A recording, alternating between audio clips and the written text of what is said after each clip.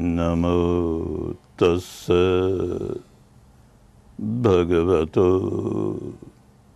अरहतो सम्मा संबुद्धस्स।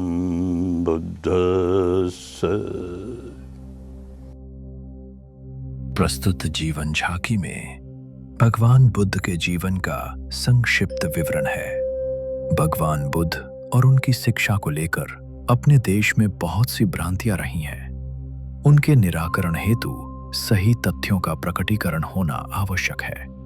उनकी खोज का एकमात्र उद्देश्य इस सच्चाई को प्रकाशित करना था कि प्राणी मात्र के दुखों का सही कारण क्या है और उसके निवारण का सही उपाय क्या है। इसी के लिए उन्होंने विपश्यना की आशु फलदायी विद्या खोज निकाली। इसमें शरीर पर होने वाली संवेदनाओं के अनित्य स्वभाव को जानकर समता में स्थित रहना सिखाया जाता है। इस विद्या ने उन दिनों से लेकर आज तक अनगिनत लोगों को सभी प्रकार के दुखों से मुक्त किया है। विपश्यना के अभ्यास से मनुष्य का स्वभाव बदलने लगता है। द्वेष दुर्भाव दूर होते हैं, स्नेह सद्भाव बढ़ता है, मैत्री करुणा से मानस भर उठता है, जीवन में सुख शांति समा जाती है, मानव जीवन सफल हो जाता है। ऐसे अनेक उदाहरण इस झांकी में सामने आते हैं। यही इस दुखियारे विश्व के लिए भगवान बुद्ध की अनमोल विरासत है।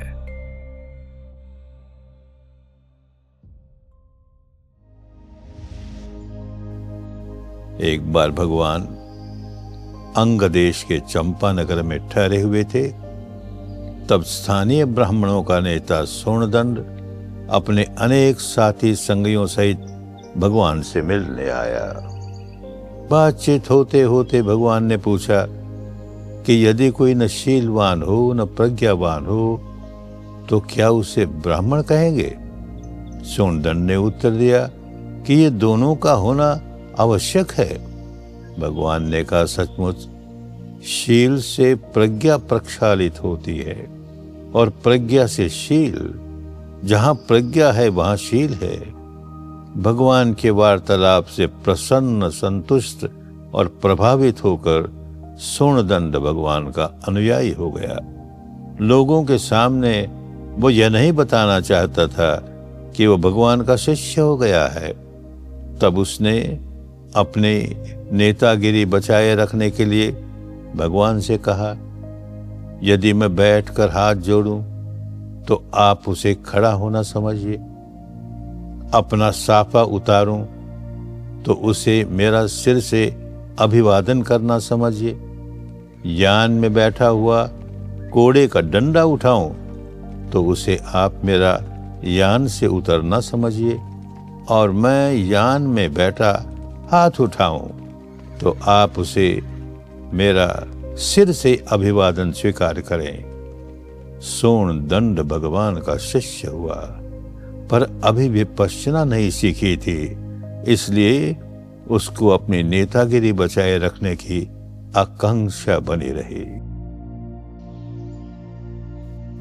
भगवान के जीवन काल में महासाल नाम का एक अत्यंत धनी ब्राह्मण था। उसने अपने 4 पुत्रों का विवाह करके अपना आधा धन उनको बांट दिया और स्वयं ब्राह्मणी के साथ अलग रहने लगा। कुछ वर्षों बाद जब ब्राह्मणी का निधन हो गया तब वह अपने पुत्रों के यहाँ रहने लगा। वे सभी उसकी खूब सेवा करते, लेकिन सब ने उसे फुसलाकर उसके पास जो धन बचा था उसे भी बंटवा लिया। अब जबकि उसके पास धन नहीं रहा तब वह पुत्रों को भारी लगने लगा। सब ने उसे दुत्कार दिया। वह बेघर हो गया, घर घर भीख मांगकर अपना पेट पालने लगा। एक दिन वह भगवान के जेतवन विहार में गया। भगवान ने उसे पहचाना और पूछा कि उसकी यह दशा कैसे हुई। ब्राह्मण ने अपनी आप बीती कह सुनाई। भगवान ने करुण चित्त से उसे एक सुझाव दिया, जिसके पालन से उसके पुत्र पुनः उसकी सेवा में लग गए। आल्वक बहुत बलशाली और दुर्धर्ष व्यक्ति था। उसे अपने बल का बड़ा अभिमान था। एक बार भगवान उसके खुले और सूने भवन में विश्राम के लिए जा बैठे। आल्वक आया तो गुस्से में आग बबूला होकर उनसे कहा, श्रमण, निकल जाए यहां से। आउस बहुत अच्छा कहकर भगवान बाहर निकल गए।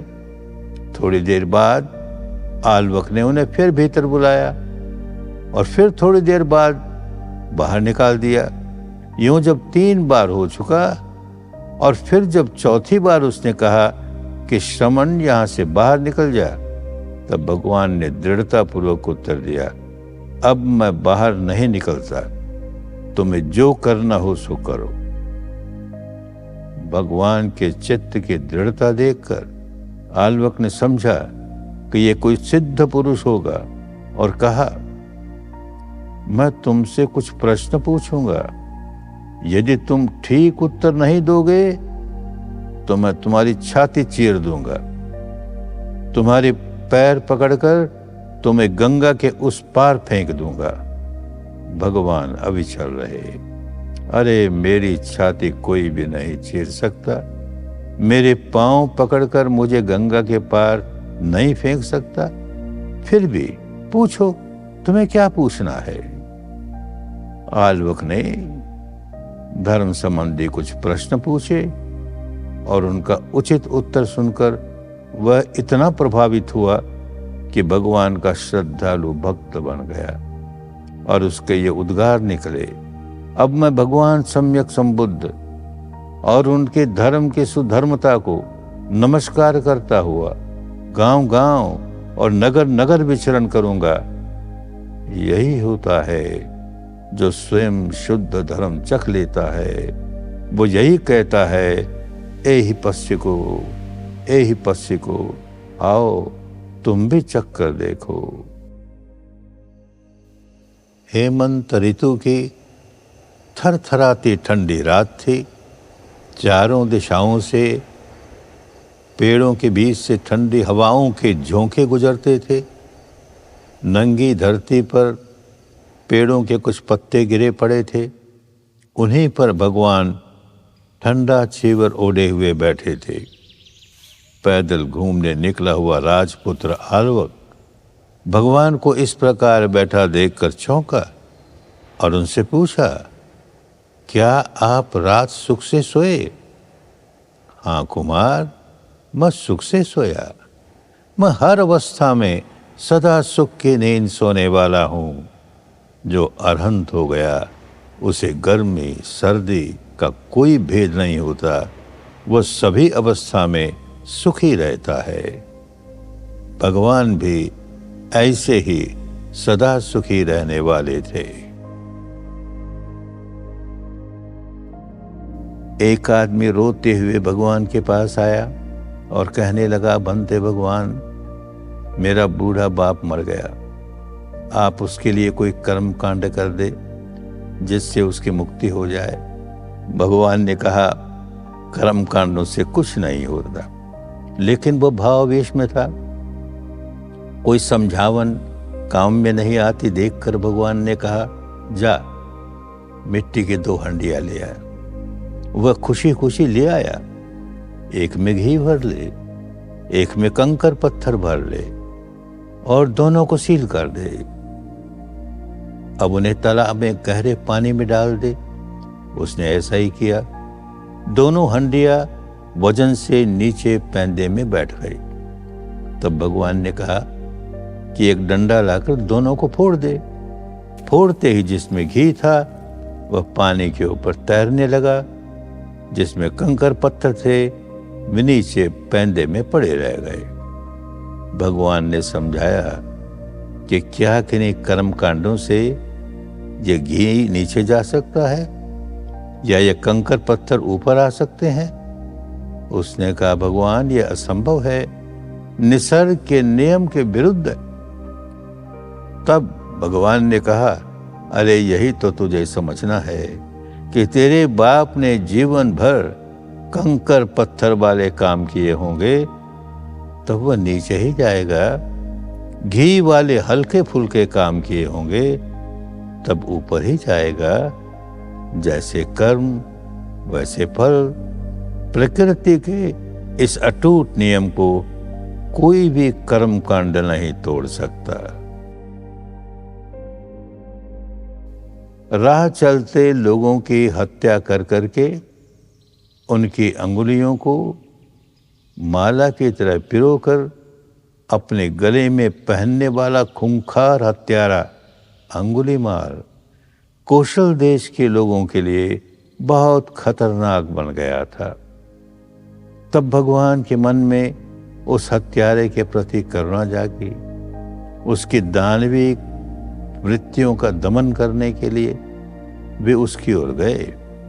पहले उन्होंने जरा रिद्धि बल का प्रयोग किया। भगवान साधारण चाल से चल रहे थे। अंगुलीमाल हाथ में खड़ग उठाए पीछे पीछे बेतहाशा दौड़ा आ रहा था, परंतु उनके समीप नहीं पहुंच पा रहा था। दौड़ते दौड़ते वह थक कर रुका और चिल्लाकर बोला, हे श्रमण रुक। भगवान ने शांत वाणी से उत्तर दिया, हे अंगुलीमाल, मैं तो रुका हूं, तू भी तो रुक। प्राणियों की हत्या करते रहने से तेरा भव संसरण गतिमान है, तू चलायमान है। हत्यारे अंगुलीमाल के पास पूर्व जन्म की विपुल पारमिताएं थी। सद्धर्म की ज्ञानमयी शीतल वाणी सुनकर वह भाव विभोर हो उठा। उसका क्रोध शांत हुआ, अहंकार टूटा और होश जागा। उसने अपने अस्त्र शस्त्र समीप की खाड़ी में फेंककर भगवान की शरण में आ गया। भगवान ने उसे विपश्यना सिखाई और वह श्रोतापन्न हो गया। एक बार वह भिक्षाटन के लिए नगर में गया, तब किसी गर्भवती गृहिणी को प्रसव की अत्यंत गहन पीड़ा में तड़पते हुए देखा। गर्भिणी के साथ साथ गर्भस्थ का जीवन भी खतरे में था। अंगुलीमाल करुणा से भर गया। उसने लौटकर भगवान को महिला की दयनीय दशा कह सुनाई। भगवान ने उसे कहा कि तुम वहां जाकर सत्य क्रिया करो। कहो कि जब से मेरा जन्म हुआ है, जानबूझकर मैंने किसी प्राणी की हत्या नहीं की है। इस सत्य वचन के प्रभाव से तेरा मंगल हो, तेरे गर्भ का मंगल हो। ये सुनकर अंगुलीमाल चौंका। भगवान, मैंने तो न जाने कितनों की हत्या की है। भगवान ने समझाया कि अब तो श्रोतापन्न हो चुका है, आर्य हो चुका है। इस नए आर्य जीवन में तुमने एक भी हत्या नहीं की। अंगुलीमाल ने जाकर यही सत्य क्रिया की। दुखियारी गर्भिणी और उसके गर्भ का मंगल हुआ। धन्य हुई श्रोतापन्न की सत्य क्रिया। सुंदर एक भारद्वाज ने एक हवन यज्ञ का आयोजन किया था।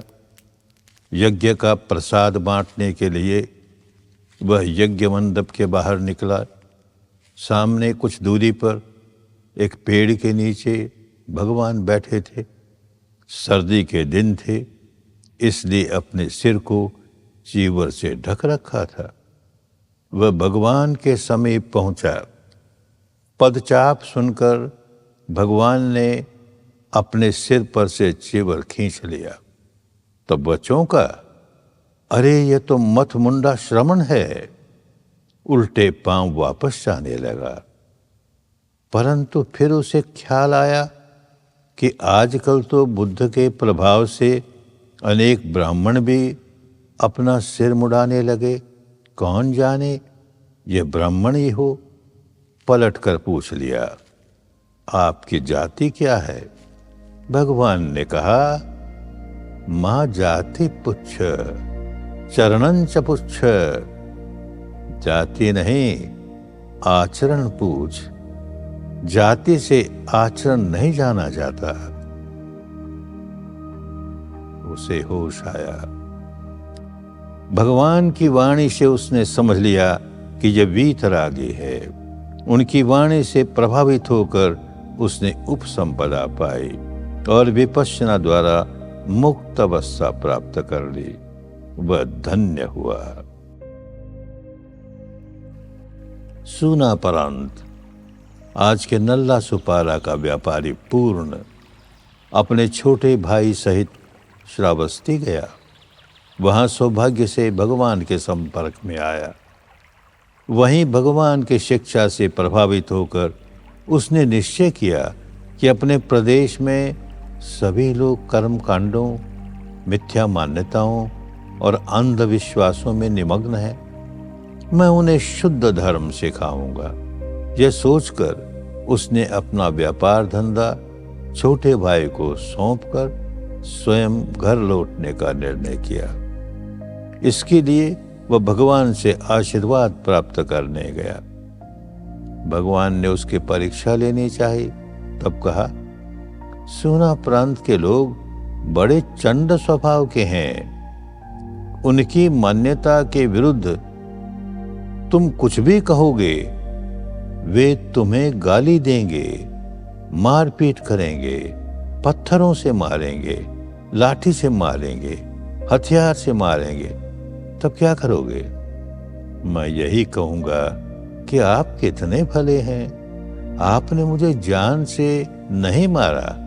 भगवान ने कहा, यदि वे तुझे जान से मारने की धमकी दें तब भी यही कहूंगा कि आप कितने भले हैं। कितने लोग संसार चक्र से दुखी होकर आत्महत्या कर लेते हैं। तुम मुझे आत्महत्या करने के पाप से बचाते हो।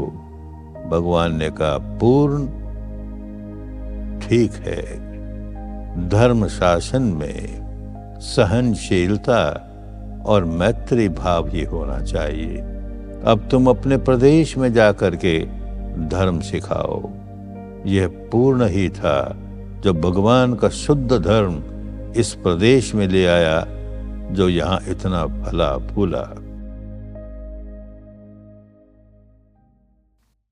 गंधार नरेश पुक्क साथी मगध नरेश बिंबिसार का अनदेखा मित्र था।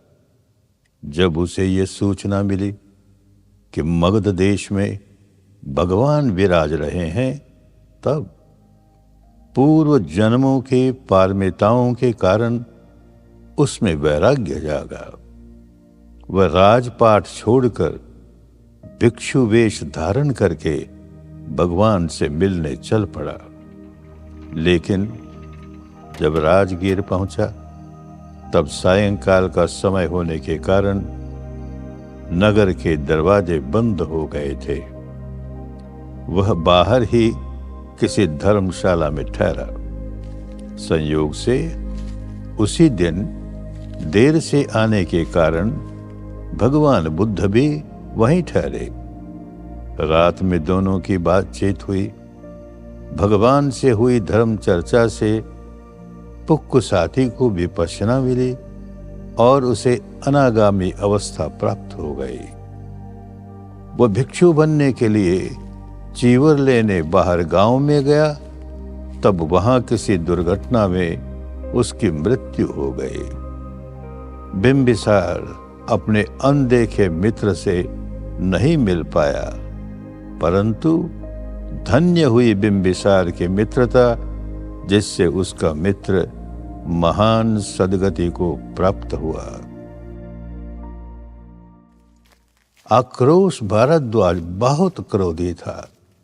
जब उसने देखा कि बहुत बड़ी संख्या में लोग भगवान बुद्ध के अनुयायी होते जा रहे हैं, तब वह इसे सहन न कर सका और आग बबूला होकर वेणुवन में भगवान से मिलने आया।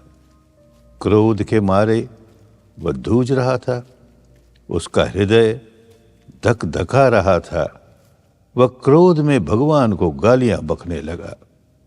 भगवान उसकी गालियां सुनकर भी शांत और शीतल बने रहे। जिस समता और मैत्री का उपदेश वे लोगों को देते थे, स्वयं भी उसी का पालन करते थे। आक्रोश भगवान को शांत देखकर उनकी ओर आकर्षित हुआ। भगवान से उसने विपश्यना सीखी और क्रोध मुक्त हो गया। भगवान ने विपश्यना साधना करते हुए संघ की ओर इशारा करके महाप्रजापति गौतमी से कहा, यही मेरी सही वंदना कर रहे हैं।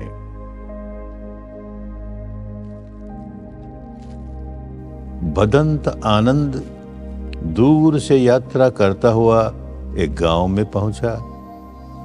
गर्मी के दिन थे और प्यास के मारे उसका कंठ सूख रहा था। वहीं एक कुएं पर एक युवती पानी निकाल रही थी। भदंत आनंद उसके पास गया और उससे पीने के लिए पानी मांगा। वह हिचकिचाई। नीचे कुल की कन्या और ये उच्च कुल का व्यक्ति उसके हाथ का पानी कैसे पिएगा? इसलिए उसने कहा, श्रमण, मैं नीची जाति की हूं, आपको पीने के लिए पानी कैसे दे सकती हूं? आनंद ने धर्म से भरा हुआ उत्तर दिया, बहन, मैंने तुमसे पानी मांगा, तेरी जाति तो नहीं पूछी। भिक्षु आनंद ने अपनी प्यास बुझाई और चल पड़ा। अछूत कन्या प्रकृति उसे एक टक देखती रह गई। यकाएक उसके मन में बिजली सी कौंधी कि यदि यह एक अछूत कन्या के हाथ का पानी पी सकता है, तब उसे अर्धांगिनी बनाना भी अवश्य स्वीकार करेगा। वह दौड़कर उसके पास पहुंची और अपनी इच्छा प्रकट की। आनंद ने कहा, मैं ब्रह्मचारी भिक्षु हूं, विवाह नहीं कर सकता, जात पात का भेदभाव नहीं है। तुम भगवान बुद्ध के पास जाओ, उन्होंने मनुष्य मात्र को शरण दी है, वहां जात पात का कोई भेदभाव नहीं है। तुम भगवान की शरण चली जाओ। प्रकृति धन्य हुई, भगवान की शरण गई, वह उनसे विपश्यना सीखी, उसका भाग्य जागा। स्थित प्रज्ञ होगा, अरहंत होगा तो सहनशील होगा ही। उसे अप्रिय से अप्रिय स्थिति में भी क्रोध नहीं आएगा। ऐसा ही स्वभाव था धर्म सेनापति सारिपुत्र का। एक बार किसी ने उनके सिर पर तीव्र प्रहार किया, परंतु वे रंच मात्र भी विचलित नहीं हुए। उन्हें क्रोध नहीं आया। इसे जांचने के लिए एक विरोधी व्यक्ति ने पीछे से उन पर मुक्के से गहरा आघात किया। वे शांत चित्त आगे चलते गए। विरोधी ब्राह्मण ने समझ लिया कि यह सचमुच क्रोध मुक्त है, अतः पूजनीय है, वंदनीय है। यह सोचकर वह उनसे क्षमा मांगने लगा। सारिपुत्र ने उसे क्षमा किया। तब उसने उन्हें भोजन के लिए आमंत्रित किया। महास्थविर उसके घर भोजन के लिए गए। देखने वाले दंग रह गए कि इस व्यक्ति ने प्रहार किया। इस पर क्रोध आना तो दूर, बल्कि मैत्री पूर्वक इसके यहाँ भोजन लेने भी चले गए। विपश्यना में पके हुए स्थित प्रज्ञ अरहंत की यही विशेषता होती है। कौशल नरेश का पुत्र ब्रह्मदत्त भगवान का प्रवचन सुनकर श्रद्धा बहुल हो प्रव्रजित हो गया। विपश्यना का अभ्यास करते करते चंद दिनों में ही उसे अरहंत अवस्था प्राप्त हो गई। एक दिन भिक्षा के लिए जाते हुए उसे किसी ने बहुत बुरा भला कहा, परंतु वह मौन रहा, शांत रहा। विपश्य अरहंत को क्रोध कहाँ। जो व्यक्ति क्रुद्ध व्यक्ति पर क्रोध करता है वह अपना ही अहित करता है। जो दूसरे को कुपित हुआ देखकर स्वयं शांत रहता है, वह अपना भी भला करता है और दूसरों का भी। जिसने ब्रह्मदत्त को अपशब्द कहे, वो उसके शांत चित्त से प्रभावित होकर भगवान की शरण आया। उसने भी प्रवज्ञा ली, विपश्यना साधना सीखी और विकारों से मुक्त हुआ। वह भी वीत क्रोध हुआ, दुख मुक्त हुआ। समझदार लोगों की यह मान्यता है कि किसी व्यक्ति को जांचना हो तो कुछ बार उससे मिलने से ही सही जांच नहीं होती। सही जांच के लिए उस व्यक्ति के साथ रात दिन रहना होता है। ब्राह्मण ब्रह्मायु भगवान बुद्ध के बारे में पूरी सच्चाई जानना चाहता था। अतः उसने अपने शिष्य उत्तर माणवक को यह सच्चाई जांचने का काम सौंपा। वह 5-6 महीनों तक भगवान के साथ रहकर उनके 32 शरीर लक्षण ही नहीं देखे, बल्कि उनका रहन सहन, हलन चलन, खान पान, उठने बैठने आदि की हर हरकत देखी और पाया कि वे कितने अनुशासित हैं। उसका आचार्य 120 वर्ष का वृद्ध व्यक्ति था। भगवान से स्वयं नहीं मिल सकता था, परंतु उसके भाग्य से भगवान उसके पास आ पहुंचे। उसने भगवान से वार्तालाप की। भगवान से हुई वार्तालाप से ब्रह्मायु ब्राह्मण अत्यंत प्रसन्न हुआ, आह्लादित हुआ। वह प्रभूत पुण्य पार में वाला व्यक्ति था। भगवान के उपदेश सुनते सुनते उसमें विपश्यना जागी और उसे नित्य ध्रुव शाश्वत अमृत अवस्था का साक्षात्कार हो गया। वह श्रोतापन्न हुआ। उसने विपश्यना साधना कायम रखी तो मृत्यु के पूर्व अनागामी अवस्था को प्राप्त हो गया। उसका मंगल सदा कल्याण हुआ। आज की मुंबई महानगरी के समीप एक छोटा सा गांव नल्ला सोपारा। 2500 वर्ष पूर्व के भारत में यह बहुत प्रसिद्ध सुपारक पत्तन नाम का बंदरगाह था। उस नगरी में एक अत्यंत वृद्ध सन्यासी रहता था। बलकल वस्त्र पहनता था, इसलिए लोग उसे दारूचिरे के नाम से पहचानते थे। वह अपने आप को अरहंत समझता था, परंतु एक दिन किसी हितैषी ने उसे बताया कि अरहंत होने की शिक्षा भगवान सम्यक संबुद्ध श्रावस्ती के जेतवन बिहार में देते हैं। सन्यासी ने जब ये सुना तब तत्काल श्रावस्ती की ओर चल पड़ा। लंबी यात्रा पूरी करके जब जेतवन बिहार पहुंचा, तब वहां लोगों ने बताया कि भगवान इस समय भिक्षाटन के लिए नगर की ओर गए हैं।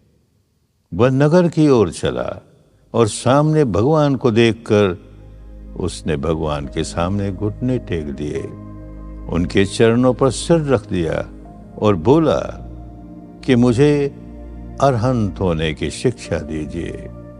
भगवान ने कहा, बिहार में आना, वहीं सिखाएंगे।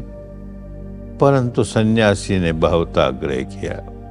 भगवान ने भी देखा बहुत शीघ्र ही वो मृत्यु को प्राप्त होने वाला है। साधना में पका हुआ था, परंतु विपश्यना नहीं सीखी थी। भगवान ने थोड़े में बताया, दिट्ठे दिट्ठमत्तं भविष्यति, यानी देखने में मात्र देखना हो, इसी प्रकार सुनने में सुनना, चखने में चखना, छूने में छूना और जानने में मात्र जानना ही हो। समझदार सन्यासी को विपश्यना का यह गंभीर उपदेश समझ में आ गया। वह पूर्व पारमी संपन्न था। वहीं विपश्यना करते करते उसका चित्त अनासक्त हो गया, आश्रमों से मुक्त हो गया। वहीं उसकी मृत्यु हुई। भगवान ने भिक्षुओं से कहा कि वह अरहंत हो गया है, उसकी दाह क्रिया करके उसकी अस्थियों को एक स्तूप बनाकर उसमें सन्निधानित करें। ऐसा ही किया गया। धन्य हुआ दारूचिरी। एक भिक्षु को पेट बिगड़ने की बड़ी बीमारी हो गई। वह अबल असहाय अपने मलमूत्र में ही पड़ा रहता था। एक बार उस ओर जाते हुए भगवान ने देखा कि उसकी इतनी दुर्दशा है और कोई भिक्षु उसकी सेवा नहीं कर रहा है। भगवान ने आयुष्मान आनंद से पानी मंगवाया और दोनों ने मिलकर उसे नहलाया। तत्पश्चात भगवान ने भिक्षु संघ को एकत्र करके कहा, यहाँ तुम्हारे माता पिता नहीं हैं, तुम एक दूसरे की सेवा नहीं करोगे तो कौन करेगा? यदि कोई रोगी हो गया तो तुम्हें उसकी सेवा तब तक करनी चाहिए जब तक कि वह निरोगा न हो जाए। यदि कोई सेवा न करे तो वह दोष का भागी होगा। भगवान ने यह भी कहा, भिक्षुओं, जो मेरी सेवा करना चाहे वह रोगी की सेवा करे। कौशल नरेश प्रसेनजित ने एक निरपराध अमात्य को कारावास में डाल दिया। कैदी समझदार था। उसने सोचा कि यह मेरे पूर्व जन्म के कर्म का फल है। मैं अपने मन को मैला क्यों करूं? क्यों न समय का सदुपयोग करूं? वह विपश्यना का अभ्यास करने लगा, जिसे कि उसने पहले किसी भिक्षु से सीखी थी। अभ्यास करते करते उसकी विपश्यना प्रबल हुई और वह श्रोतापन्न हो गया। उसका नया जीवन आरंभ हुआ। राजा को अपनी भूल का पता चला, तब उसे जेल से मुक्त कर दिया गया। धम्मदिन्ना राजगीर के धनकुबेर श्रेष्ठी विशाख की धर्म पत्नी थी। सदा की भांति एक दिन विशाख भगवान के पास धर्म सीखने गया और लौटने पर न अपने पत्नी के प्रति प्रेम प्रदर्शित किया और न भोजन में रुचि दिखाई। पत्नी को यह अच्छा नहीं लगा।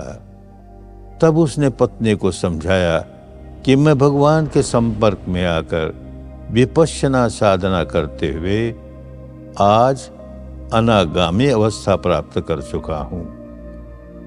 ये सुनकर पत्नी में भी धर्म संवेग जागा। पति की अनुमति लेकर वह प्रवज्जित हुई।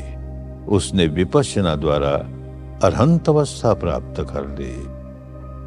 एक दिन अनागामी विशाख उसके पास आया और आदरपूर्वक धर्म के कुछ प्रश्न पूछने लगा।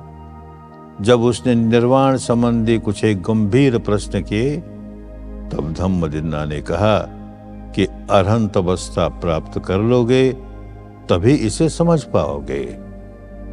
भिक्षुणी धम्मदिन्ना की वाणी से प्रभावित होकर उसने भी विपश्यना करते करते अरहंत अवस्था प्राप्त कर ली। धम्मदिन्ना भगवान के प्रमुख शिष्यों में से एक हुई।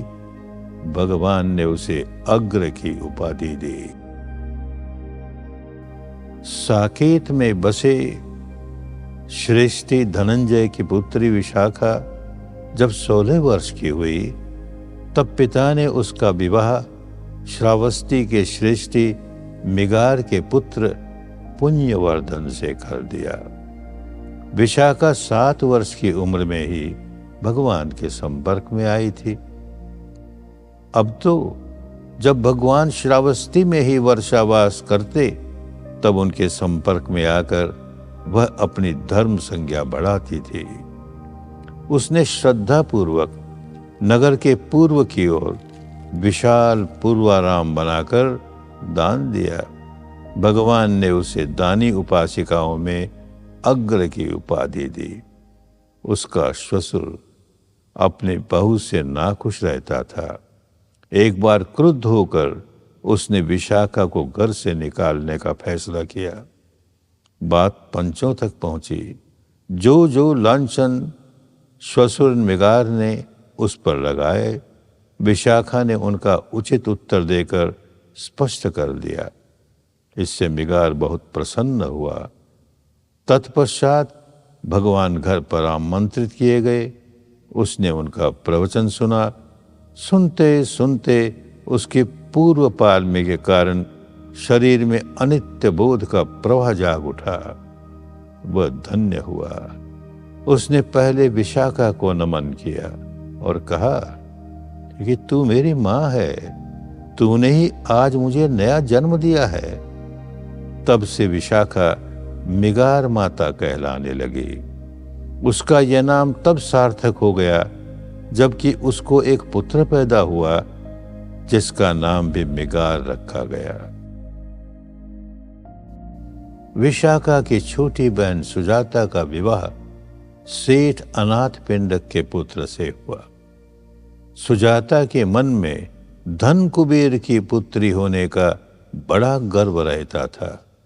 इस कारण वह घर में सबसे कलह करती रहती थी। किसी से सीधे मुंह बात भी नहीं करती थी। परिवार में सदा कलह कोलाहल बना रहता था। एक बार भगवान उसके घर आए और उसे बड़े प्यार से आदर्श गृहिणी होने का उपदेश दिया, जिससे वह प्रभावित हुई और धर्म की ओर आकृष्ट हुई। उसका स्वभाव बदल गया। घर में सुख शांति बनी रहने लगी।